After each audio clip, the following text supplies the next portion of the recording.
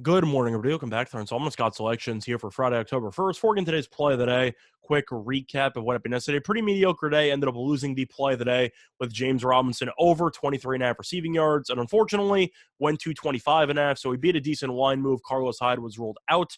Then DJ Chark also got injured in the first drive of the game. And yet, the line movement, the sudden boost in playing time didn't matter because Robinson was really not used in the passing game at all. He had one reception for -2 yards, which was pretty annoying. But anyway, wasn't close, picked up a loss there. But on the bright side, did end up having the Bengals -1.5 in that two-pick teaser we gave out earlier this week. So we're halfway through to a -120 payout. Hopefully the cash is on Sunday. But looking at the actual play of the day for Friday, going to be going to baseball in a match between two NL Central teams as the Cubs travel to Busch Stadium to take on the Cardinals. And that matchup will be taking place at around 8 p.m.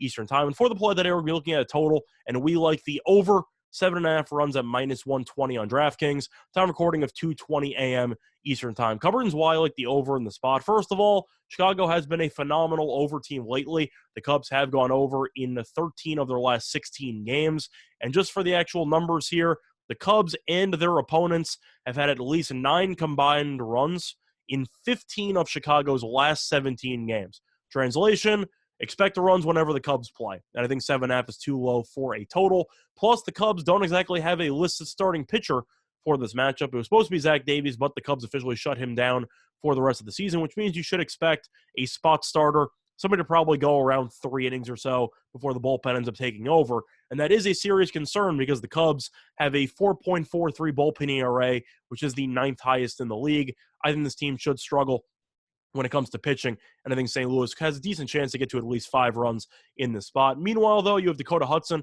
on the mound for the Cardinals, and he has really been AWOL for most of the season because of injury. So far this season, 3 2/3 innings pitched, 4.91 ERA.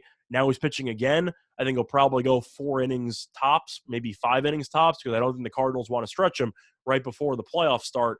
But I think Hudson's going to struggle a little bit, and St. Louis's bullpen has definitely not been that great either over the last couple of months. So I do think you're going to see the Cubs and Cardinals have a lot of scoring chances, which should help them get over the 7.5 total. Now, the Cardinals are in a pretty interesting spot because this series against the Cubs means nothing. They are locked into the wildcard game against the Dodgers. So you might have to be a little bit fearful of people being arrested. However, Arenado and Goldschmidt both did not play on Thursday against the Brewers. So I do expect both of them to be back in the lineup for Friday's game. And with them being the main 2 guys, I'm not really concerned about who else might be sitting for the Cardinals for I'll just say the other position players. But as long as Arenado and Goldschmidt are in the lineup, I like my chances, and I do think that both of them should be playing in this spot. Plus, the wind is going to be beneficial to the over because the wind is blowing out to left field at about 7 miles per hour. So a couple more fly balls might turn into home runs, which should lead to a couple more runs, and I do think that's going to help out. It's the play that I, once again, here for Friday, October 1st, going to be on the Cubs-Cardinals over 7.5 runs at -120 on DraftKings. Bye, everyone.